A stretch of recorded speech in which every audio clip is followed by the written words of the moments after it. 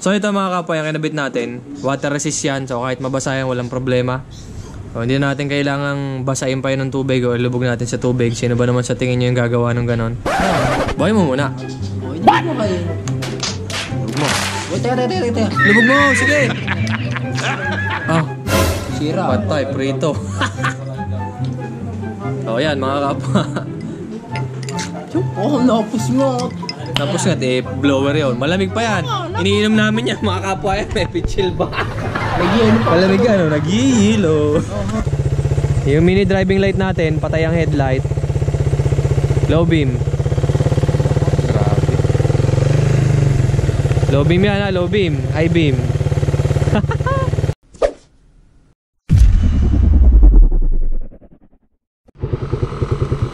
Alright, what's up mga kapwa? Welcome ulit sa panibago natin na video. At sa video natin ngayon mga kapwa, pupunta tayo ng Paranaque sa 01 Moto ni Boss Arch. At ewan ko mga kapwa kung anong gagawin natin doon, pero pinapupunta tayo doon. So titignan natin mamaya, samahan nyo ako mga kapwa. Gagawin ko maiksi yung video hanggang sa abot ng aking makakaya. Alam nyo naman yung mga videos natin lagi, no? So ito, nandito tayo sa lugar namin. Hindi amin yan, pero dito yung lugar namin. So sibat na tayo mga kapwa. Let's go!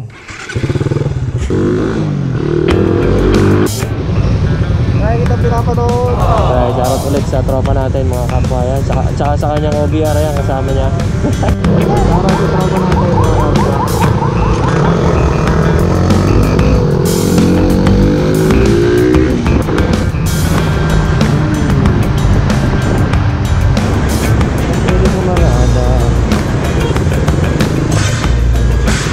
Alright, what's up mga kapwa? Dito na tayo ngayon at nakarating naman tayo ng safe. Ayan, kita-kita nyo tayo nang galing. Lumampas pa nga tayo kanina. So ito mga kapwa, kasama ko si Victoria. Ayan, ulang-ul. Stock setting mga kapwa, kasi bawal tayong bumira na naka-open pipe, yung naka-racing, ang tawag doon. Yung racing setup natin hindi pwede. So ayan, naka-standard tires tayo. Stock muffler. Ayan. Shoutout sa lahat ng mga tropa natin dito, tsaka kay Sir Arch. Ayan, maraming shoutout.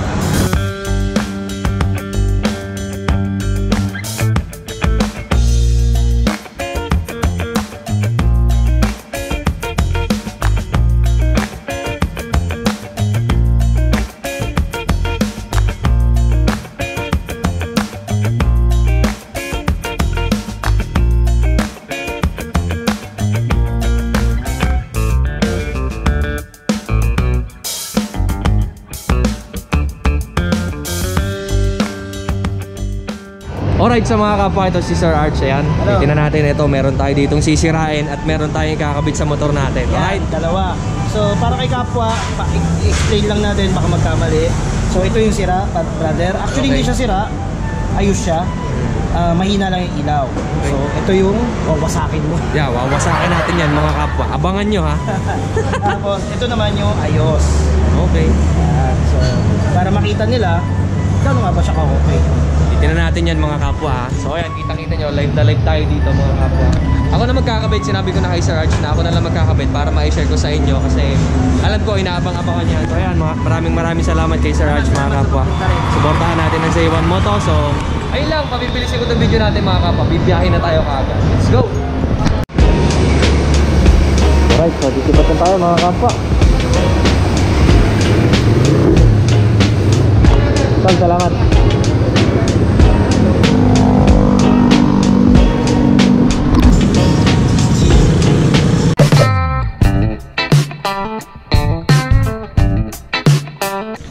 Alright, what's up mga kapwa? Welcome ulit sa panibago natin na video. At sa video natin ngayon mga kapwa, ito magkakabit tayo ng mini driving light. Ayan, pinadala sa atin or pinuntahan pala natin kay 01 Moto mga kapwa, yan kay Sir Arch. Pinuntahan natin yan mga kapwa.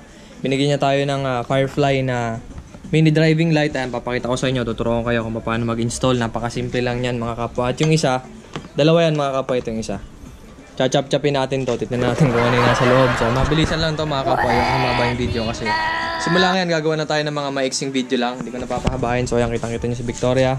Ang gagawin ko ngayon mga kapwa, pag-eksperimentohan ko muna kung paano ko ito mailalagay yung mga wirings para mamaya tuloy-tuloy na tayo mga kapwa. So ayan, wala naman ako ibang tinanggal, yung batok lang at saka ito, yung ulo, yan lang. O, tara na mga kapwa, go! Alright, so ito na mga kapwa, simulan na natin. Ang kailangan lang naman natin, ayan mga kapwa, maraming shoutout kay Sir Arch, ayan. Villain Exhaust by 01, ayan, kitang-kita nyo yan mga kapwa. So ayan mga kapwa, binigay niya sa atin yan. Ayan, suporta sa mga motovloggers natin ngayon, kilalang-kilala naman natin yan si Sir Arch. Ayan, maraming shoutout sa classmate ko nung college, ano, Mervin Pellegrino. Ayan, naka-Rider F, ayan mga kapwa.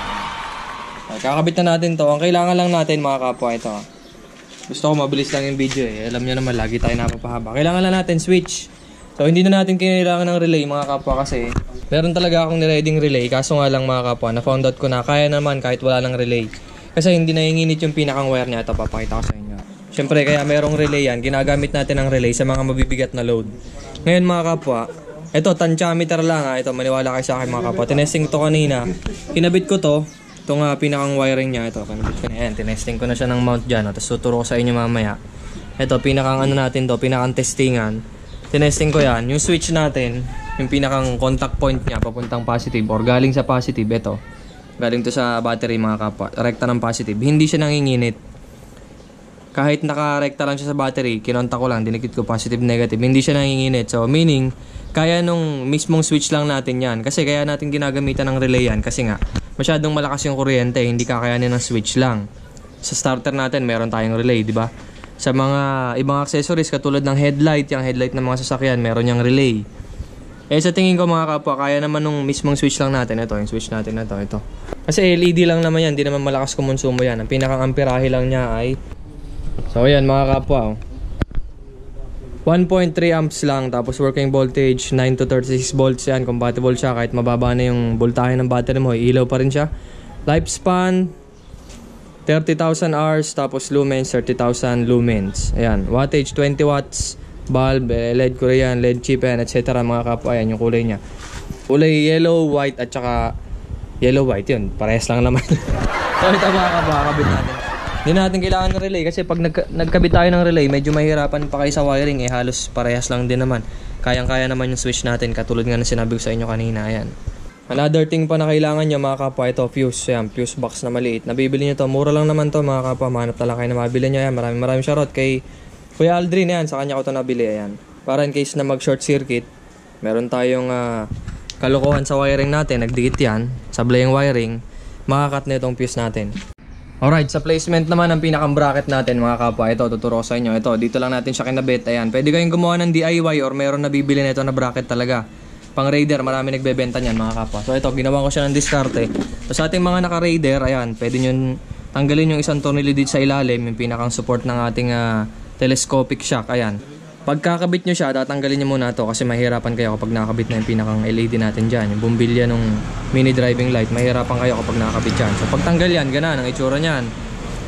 Ganun ang posisyon niya mga kapwa. Yun yung pinaka na-found out ko na pinakang the best na pwesto. Hindi pwede dito sa loob kasi baka tamaan nung ano natin, nung tapaludo natin kapag tumukod dyan. So dito ko pinuwesto mga kapwa. Yan. Ganun yung pwesto niya, yung posisyon niya, nakatungo pa baba. Tapos yung pinakang LED natin, nakaganito naman. Yan yung pwesto niya mga kapwa, napaka-basic lang yan. So itong pinaka-board niya mga kapwa, yan dito. Dito ko siya pinuwesto sa may bandang ilalim. New breed tong sa akin mga kapwa, ewan ko lang sa mga reborn or sa ibang ulo ng Raider. Ayan. Basta ilagay nyo lang siya dito sa unahan. Kanya-kanyang diskarte lang talaga to mga kapwa. So ito, diskarte ko, tuturo ko sa inyo. Dito nakalagay ito. Nakalagay dyan, safe na safe yan. Mamaya ay kay-cable tie na lang natin yan. Tapos yung mga wiring tuturo ko sa inyo yan. Mamaya, yung placement na lang muna. Ito, nakalagay siya dyan. Tapos, yung mga sobrang wire, ayan, hindi ko na pinutol kasi the more na magpuputol ka, the more na mas marami kang gagawing na hinang-hinang, tape-tape, ganan. Mas maganda, huwag na kayo magputol masyado, ayan. Nakabalambol lang siya dyan, tapos kasama ng harness natin, ayan. Eto, yung mahabang wire na to, nakikita nyo, ayan. Mahaba yan. Yung wire na yan, dito natin pinadaan sa ilalim. Hindi na natin kailangan tanggalin to. Sa mga naka-open carb, walang air filter, madali lang. Sa mga merong box naman, so diskartehan nyo na lang para hindi nyo na kailangan tanggalin itong pinakang case natin. Pinakang pairings pala, sorry. Ayan. Etong wire na to, nakalusot yan dito sa ilalim. Ayan. Isang wire lang na mahaba yung nakalatag dyan. Isang wire lang na mahaba. Tandaan nyo yan, isa lang. So ito. Tapos dito natin pinadaan. Mamaya i-cable tie ko din yan para hindi gumalaw. Ito yung daan niya, papunta dyan. Papunta sa switch natin. Ito yung switch natin mga kapwa. Ito yung wiring ng switch natin. Ayan. Ayan yun. So ngayon, tuturo ko na sa inyo yung pinakang wiring natin. Napaka-basic lang mga kapwa. So, sa wiring mga kapwa, para hindi kayo malito, simulan nyo sa battery. Ito yung battery natin, tapos ito yung positive niya. Ito yung fuse. Kabit nyo yung kabilang side ng fuse natin. Ayan, dalawa lang naman yan. Padadaanin lang natin dito yung kuryente sa fuse. Kabit nyo dito sa positive. Napakadali lang. So ito mga kapwa, kabit natin to dito. For your safety mga kapwa, tanggalin nyo lang muna itong negative. Para safety natin, kasi baka mamaya kinabit nyo yung positive tapos magpadikit-dikit sa body, magdiklapan, di ba? Tanggalin mo natin itong negative. Kasi mga kapwa, naranasan ko niya ilang beses na kailangan tanggalin mo natin yan kada magwa-wiring tayo or may gagalawin tayo sa wiring. Tanggalin natin yung positive. Kung makakabili kayo ng terminal mga kapwa, yung female, lagyan nyo siya, mas maganda. So sa kaso natin ngayon, dahil hindi ako nakabili, gano'n lang din naman yun, ipapatch nyo lang din naman, mas matibay lang syempre kapag meron kayong sariling terminal. So ito, kabit natin dito sa positive. Kayo nang bahala kung saan nyo gustong ilagay, basta nakakabit sa positive, okay na yun. Alright, so nakakabit na yan sa positive natin. Tapos itong kabilang dulo niya mga kapwa, di ba may sinabi ako sa inyo na mahabang wire, ito yung mahabang wire. Dudugsong lang natin yan dyan. Ngayon, hindi pala ngayon, mamaya hihinangan ko na lang yan. Pero sa ngayon, tetapan na lang muna natin. Papakita ko lang sa inyo para mabilis yung video natin. Pagdudugsongin lang natin yan, tapos lalagyan natin ng tape para safe tayo. Pwede muna natin i-expose yan. Kung sakaling gusto muna natin testingin yung wirings, make sure lang na hindi siya didikit-dikit dyan sa mga negative natin. Kasi once na dumikit yan, shorted na yon, putok na ang fuse nyo dyan. Tapos sumunod, pagkatapos na ito mga kapwa, yung dulo naman na ito, lagyan na natin ng cable tie ito. Mas madali kapag tinanggal nyo to, pero syempre pag tinatamad tayo, marami naman sa atin yung mga nagdi-DIY lang, pwede nyo nang hindi tanggalin to, pero kung sinisipag kayo, tanggalin nyo, mas madali. Pero ako didiskartehan ko na lang kasi nakakapako pa rin naman yung ano niya sa ilalim, yung chassis. Doon ko na lang ilalagay itong pinakang wire na to, cable, gamit ang cable tie, yan. So ayan, katulad ng sinabi ko sa inyo mga kapwa, diskartehan nyo na lang yung pinakang paglalapat ng mga wires nya, ayan. Tamang cable tie lang. Kung saan kayo komportable ilagay, pero make sure lang na syempre hindi siya didikit dito sa makina natin. Iwasan nyo lang yung mga vital na parts niyan, katulad ng tubo ng mga carb, ganyan. Ingatan nyo lang, pero kung babaybayin nyo naman itong pinakang chassis, wala kayong magiging problema yan. Itali nyo lang, ilang mahalaga. Para hindi siya lumalawit, yun lang naman ang purpose ng cable tie natin. Alright, so katulad ng sinabi ko sa inyo kanina mga kapwa, tuturuan kayo sa wiring. Napakadali lang ng wiring. Ito mga kapwa, function lang naman ang switch natin. Dito manggagaling yung kuryente, dito. Tapos, pag ginalaw mo yung switch, halimbawa low or high, yung isa dito low, yung isa dito high. So, ganun lang kadali yun mga kapwa. Ang gagawin natin, yung wire na mahaba, ito mga kapwa, yung wire. Putulin nyo kung ano yung desired nyo na length, kung ano yung gusto nyo ilagay dito. Basta yung kayang-kaya nyong pilipitin dito, yung hindi nakakasagabal, kumbaga, yung sakto lang. So, ayan, ito mga kapwa, ito sakto na to dun sa akin. Puputulin ko na to dito. Tapos, yung dulo na ito, pag ganito ang switch nyo, mga kapwa, yan, domino. Dudugsong natin itong wire na mahaba natin dito sa kulay blue. Basic na basic lang yan, tatalo pa lang natin. Mamaya, hihinangan ko siya, mga kapwa, pagkatapos na ito. Ang importante ngayon, malaman nyo kung paano yung wiring. At make sure din, pag pipili kayo ng wire, mga kapwa, dapat almost the same lang sila ng kapal. So, ito, kitang-kita nyo yung kapal na, yung pinaka-switch nyo. Dapat almost pares lang sila ng kapal. Okay lang mas makapal, pero wag lang yung mas manipis. Tandaan nyo yan mga kapwa. Okay lang mas makapal, wag lang mas manipis. Sa kulay blue ha, kulay blue. Ayan, kitang-kita nyo, kulay blue. Bahala na kayong dumiskarte kung paano kayo magdugsong ng wire. Pwede nyo lagyan ng shrinkable na nabibili. Marami naman nun mga kapwa, pero hindi ako nakabili. So, titipan na lang natin yan. Napakadali lang yan. Choice nyo naman yan kung anong gusto nyo. Alright, so ang high beam na ito mga kapwa, yung pinagsama, yung papakita ko rin sa inyo mamaya. Ang pinagsama niya mga kapwa ay ito, kulay blue. So ang high beam ng LED natin ay kulay blue. Ngayon, huwag kayong malilito mga kapwa kasi ito, kulay blue yung switch natin dito eh. Baka akala nyo, yung blue is blue. Yung pula is pula. Ito, magkaiba ng kulay yan. Kitang-kita nyo.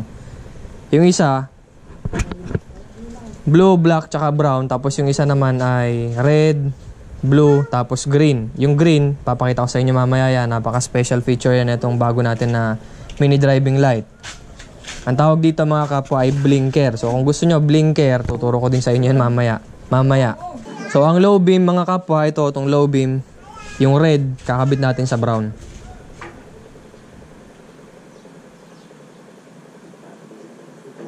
Tapos yung blue, kakabit natin dito sa black. Diba, akala nyo ground yung black. Hindi lahat ng pagkakataon, ground yung black mga kapwa ha. Kaya, mas maganda, testingin nyo muna, gamitan nyo ng tester. Kung iba man yung switch nyo, gamitin nyo lang yung continuity test. Tingnan nyo kung saan pumupunta yung kuryente kapag binubuhay nyo yung switch. So ayan, nakakabit na. Pwede na natin ngayon ikabit yung ground natin.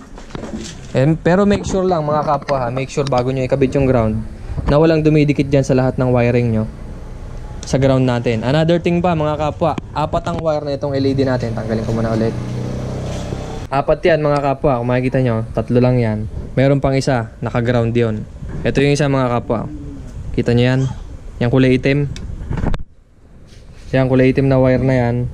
Didikit nyo lang yan sa ground. Make sure na merong ground mga kapwa, kasi merong ilang pagkakataon na walang ground yung paglalagay natin ng tornilyo, o kaya may pintura yung paglalagay natin ng ground. So make sure muna na meron siyang ground or nakadikit talaga siya sa ground, sa negative, bago nyo ikabit ng tulo yan. So ayan, okay na yung wiring nyo din sa negative. Ayan, nakakabit na siya dyan sa loob sa tornilyo. Yung tornilyo dinadalo yun ng negative, kasi lahat yan, yung body natin, yung makina, may negative yan mga kapwa. So ayan, nakakabit na siya sa negative. Negative lang yan, yung kadugsong na itong LED natin, itong pinakang board natin, negative siya, kulay black. So lalagyan na natin ng tornilyo ito mga kapwa, yung pinakang LED natin. Yung diskarte lang sa paglalagay ng mga wire niya, napakadali lang naman. Ito make sure lang na wala siyang sasabitan. Alangan naman ilagay yung LED nakaganyan, nakapulupot sa shock, di ba? So, hindi ganan. Diskarte nyo na lang, make sure na ano siya, nakakagalaw pa siya ng konti, tapos hindi siya masyadong nakalawit. So ngayon nakabit na natin mga kapwa, testingin na natin kung umiilaw ba siya. Alright, so testingin na natin ngayon mga kapwa kung umiilaw siya. High beam, low beam. High, low, di ba? So take note mga kapwa, na hindi ko siya sinama sa ignition natin. Hindi ko siya sinama dito sa susi, nakarekta siya mga kapwa, nakarekta. Hindi ko siya sinama mga kapwa kasi syempre kapag sinama natin sa ignition yon, may fuse yung ignition natin. Nandito yung fuse niya, 10 amps lang yan. Ngayon, kapag sinama mo yan dyan, yung 10 amps na yan, kumbaga, dapat meron siyang separate talaga. So ito, meron tayong separate na wiring. Huwag nating isasama dito sa pinakang ignition natin yung wiring natin. So nakarekta yan, kahit naman sa sasakyan eh.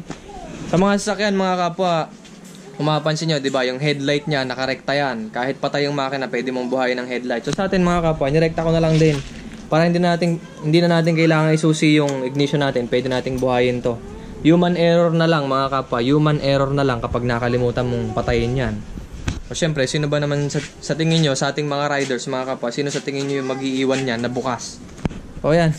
Kung meron mang batang makulit, malas nyo na lang. Pwede nyo namang erekta yan. Pwede nyo namang gawin na padadaanin nyo sa ignition yan mga kapwa. Dito nyo siya itatap.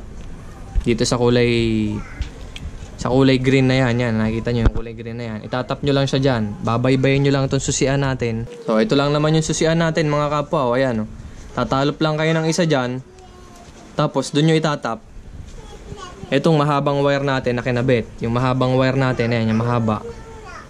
Tsaka yung fuse, tatanggalin nyo rin doon kasi doon natin nilagay yung fuse natin. Diba, isa lang ang nakabalandra dyan na wire, isa lang yan. So kung gusto nyo, kasama yung ignition, pag pinatay nyo yung ignition, patay din ang LED nyo, dito nyo siya itatap, dyan sa kulay green na yan. Kitang-kita nyo yung green na yan. Hanapin nyo lang dyan yung merong positive na rekta. Yun lang. Kaso dadaan na yun sa natin, sa fuse natin dun sa unahan. Kaya nga ang ginawa ko, diba, meron tayong bukod na fuse para meron siyang separate na fuse. Yun. Bukod na fuse para may separate fuse. Alright, so kung meron pa rin ako conscious sa inyo na baka mamaya meron maglaro ng switch nyo, takot na takot kayo na baka paglaruan ng bata, madali lang mga kapwa. Kung natatakot kayo, ito, meron tayong fuse. O halimbawa, iiwan nyo ng matagal, o gusto nyo, panatag yung isipan nyo na walang batang kakalikot, ayan, tanggalin nyo lang yung fuse. Matik, hindi nagagana yan. Kahit anong gawin mong switch dun sa unahan, hindi nagagana yon. So ayan, ngayon alam nyo na mga kapwa. Nakalimutan ko kasi itong i-mention kahapon mga kapwa. So inihabol ko na lang itong video na to. So ayan, kung natatakot kayo na baka kalikutin ng bata, ayan, tanggalin nyo na lang yung fuse. Then ibalik nyo kapag gagamitin nyo. Dali lang naman tanggalin eh. Kahit dalawang daliri nga lang pwede, diba?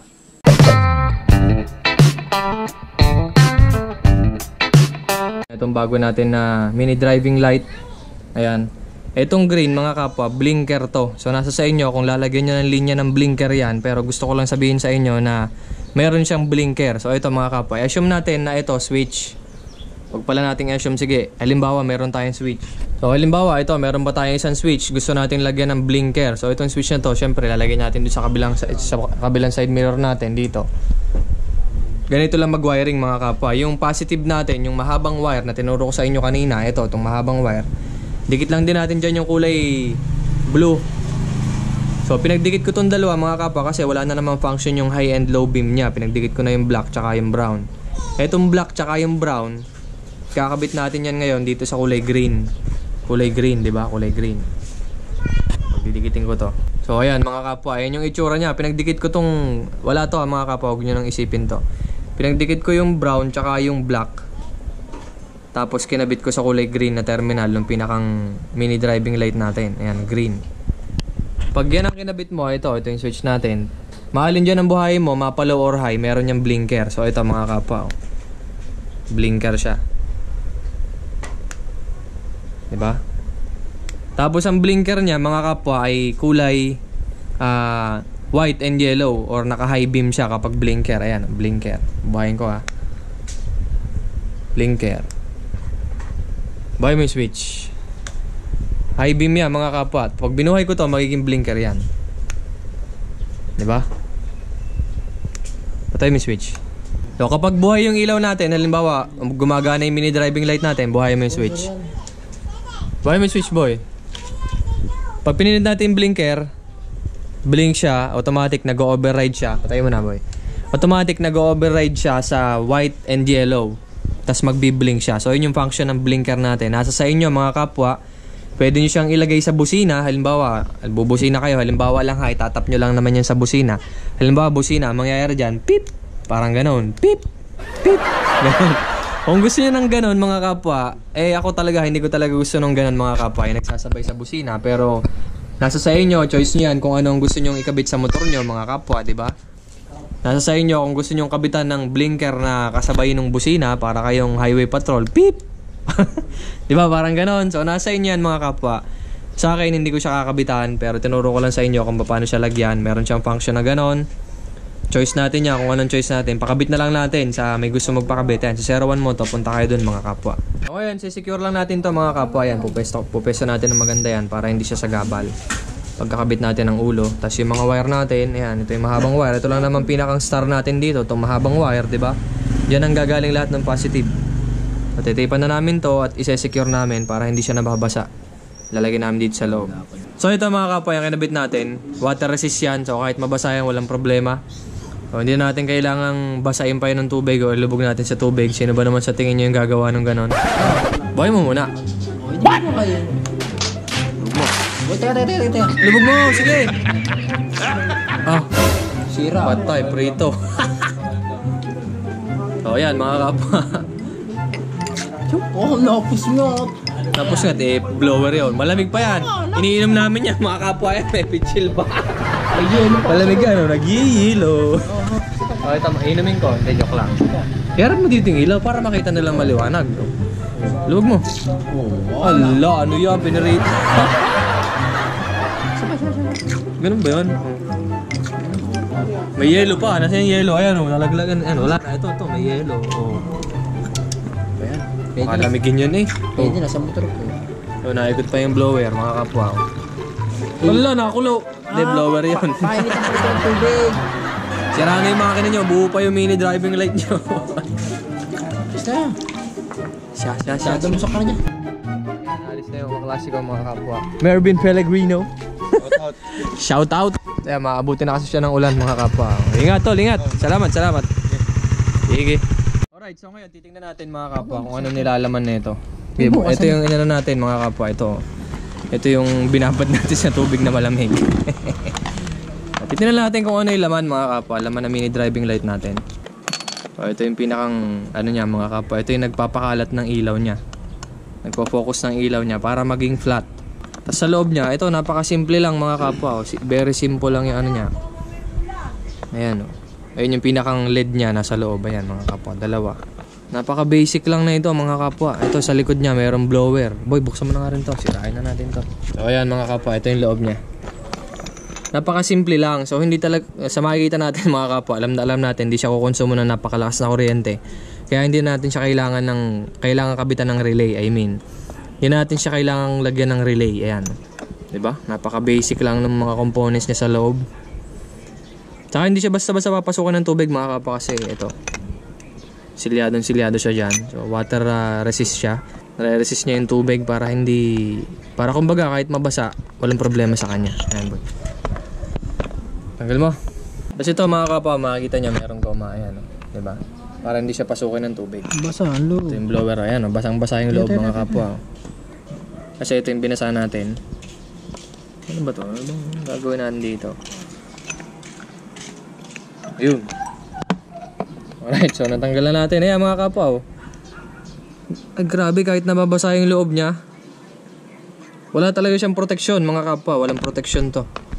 Pero kahit nababasa yung loob niya, tuloy-tuloy pa rin na gumagana yung LED, kasi nga LED lang naman yan. Hindi naman siya basta-basta mag-short. Ayan, o. Galing. So yan, yun yung nasa loob mga kapwa. Ito, ang purpose talaga na ito, yung isa natin na mini driving light, ay para bungkalin. Napakasimple lang ng mga mechanism niya mga kapwa. Ayan. Electronics, napakasimple lang. Siyempre, hindi ko naman alam yan at hindi naman tayo electronics mga kapwa. Pero pinakita ko lang sa inyo yung laman. Sa diskarte mga kapwa, sabi ko nga sa inyo, ayan yung wire natin. Ingatan nyo lang, linisin nyo lang yung pinaka-wiring nyo para hindi siya nakabalandra lang, di ba? Ayan. Pakita ko sa inyo yung pinakang gilid natin. Ayan. Wala siya nakalawit dyan, nandito nakakapit sa mismong chassis natin, hindi natin tinanggal to. Tapos ito yung pinakang ano niya, ito yung mahabang wire, ayan o, yan yung mahabang wire mga kapwa. Tapos ito, naka-cable tie lang din siya dyan. Ayan lang, para secured lang, di ba? Tapos sa harap mga kapwa, ayan. Messy talaga yan kasi wala pang ulo. Pero inayos namin yan para kahit papano may kabit namin yung ulo ng walang kaproblema. So ito yung wire ng ano natin, ng switch natin. Basic na basic lang din. Ito yung mga dugsungan na yan, tinaypan natin. So wala na tayong problema dyan. Nakakabit na natin yung ulo mga kapwa.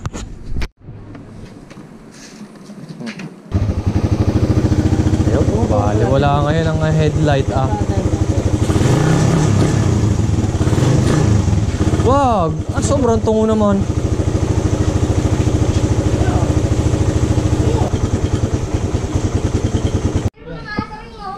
Alright, sa presyo tayo mga kapwa. Itong mini driving light natin, ayan kung makikita nyo. Mini driving light natin ay, pasensya na, medyo baluga mga kapwa. Mamaya tetesting natin yun ng gabi. Ang presyo na mga kapwa, itong nakikita nyo, ayan. Meron siyang kasamang mga, ayan, may kasamang bracket, tsaka mga tornilyo. Tapos yung pinakang module na nandyan din kasama niya. 1.4 yan mga kapwa. Tapos itong switch natin, 350 naman yan mga kapwa. Available yan sa 01 Moto ni Sir Arch. Yan, punta kayo doon.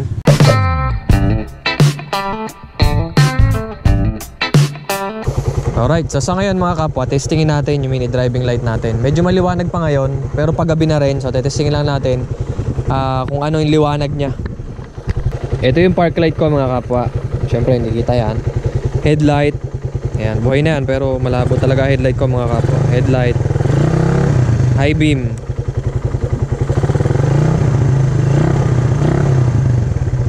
mini driving light, patayin natin yan kasi nakarekta naman tayo mga kapwa. Mini driving light, low beam. Wow. Tas high beam. Yo, kita yung malayo mga kapwa. Naka super view pa ako yan Naka super view pa ako niyan mga kapwa sa GoPro. O yan siya. So kung mapapansin nyo mga kapwa, hindi siya ganong kasabog. Dahil hindi naman talaga pwede sa LTO yung masyadong sabog na ilaw, yung masyadong malawak. Hindi tama yun mga kapwa. Tapos meron din tayo mga guidelines. Ito, sabihin nyo lang kung meron akong makakalimutan. Ang guidelines natin dyan sa pagkakabit ng mini driving light, dapat meron tayong sariling switch. Pangalawa, dapat hindi siya mas mataas sa handlebar ng mga scooter, yun na nakalagay. Dapat hindi siya mas mataas dito sa handlebar natin. Napakasimple lang naman yan mga kapwa. So ang mounting pati natin mga kapwa, dapat hindi siya kumakalog. Dapat hindi siya nandun sa baba ng pan-telescopic natin. Yan, kitang-kita nyo, nakakabit yung sa atin sa teka lang. So yan, kitang-kita nyo mga kapwa. Nakakabit yung mini driving light natin. Ayan, nakakabit siya dito sa pinakang bracket natin. Pinakang support ng shock natin. So hindi siya kakalog-kalog.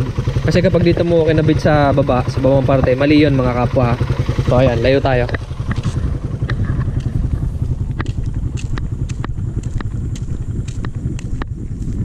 Harap tayo mga kapwa. Ayan oh. Kita yung usok, grabe.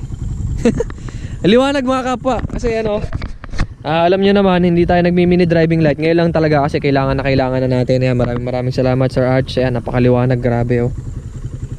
Dikit na ako nga para mas kita nyo. Patay pa yung headlight nyan mga kapwa. Another thing din na dapat tandaan natin na kapag magkakabit ka ng mini driving light, dapat meron yan separate na switch. Hindi pwedeng kasabay ng headlight. Auxiliary light yan mga kapwa. Dapat may bukod. Buksan natin yung headlight natin. Ayun yung headlight.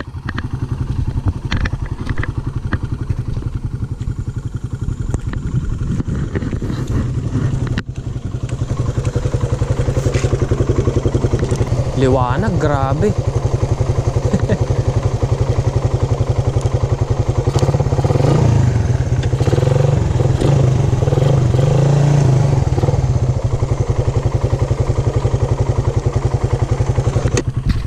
So ayan, mini driving light alone mga kapwa. Mini driving light lang yan.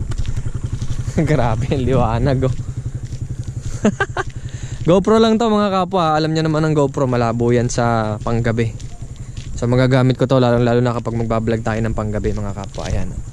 Tapat ko sa akin natin yung ayan. What's up mga kapwa? Wala pang ligo yan. Ayun oh, grabe, kita yung usok ng karsada oh. Hindi kita sa GoPro kasi malabo. Nag-ano siya. Umuusok. Ayan. Grabe, liwanag mga kapwa. Ayan oh. Medyo malayo na to pero hindi yan advisable mga kapwa. Ito tatandaan nyo. Hindi advisable na sobrang taas ng mini driving light mo kasi sobrang liwanag niyan. Hindi talaga siya ginagamit lalo na kapag may kasalubong. So be responsible sa ating mga magkakabit ng mini driving light. So ayan, kitang-kita nyo yung pagmumukha ko ngayon. Ayan, ang liwanag, di ba? Ayun lang. Sobrang solid nito mga kapwa. Ayan. Wala yang relay. Wala siyang relay mga kapwa. Buhay natin yung headlight natin. Headlight lang, headlight. Patayin natin yung mini driving light. Ayan.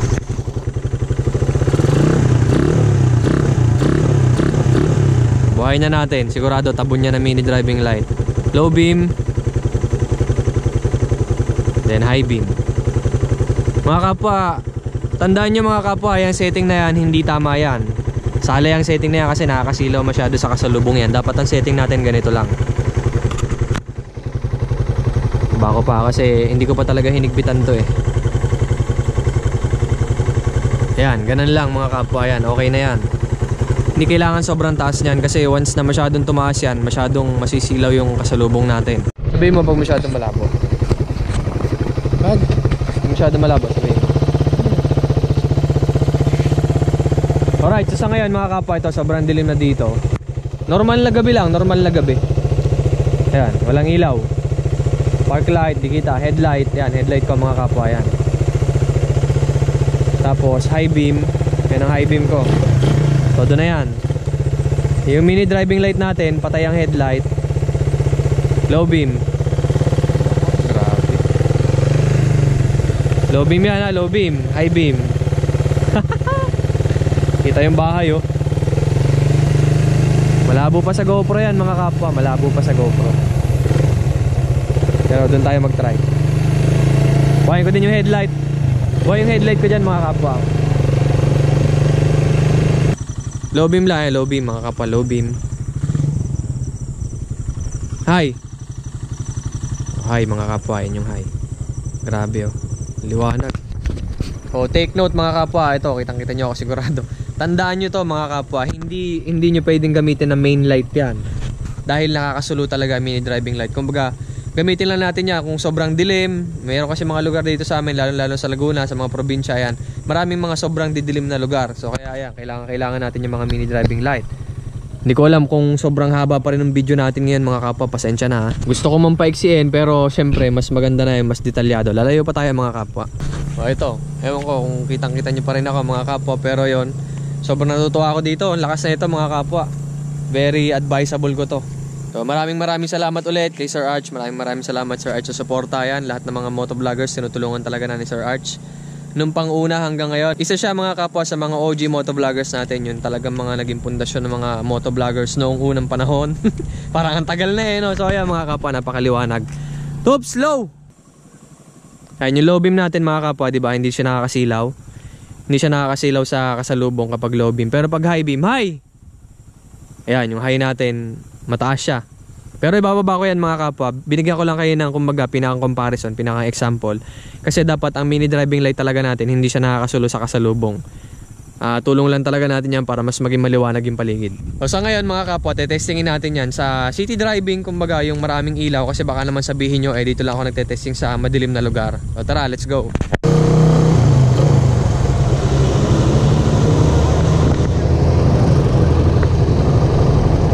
Low beam, high. Tayo manggaling.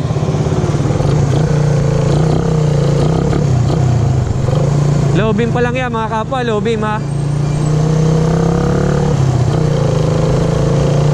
Ito high.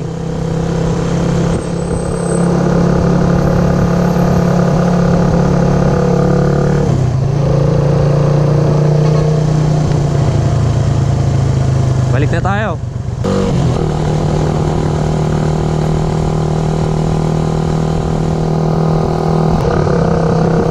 Low beam lang tayo mga kapwa kapag maraming kasalubong. Bawal ang high beam. Sobrang lakas.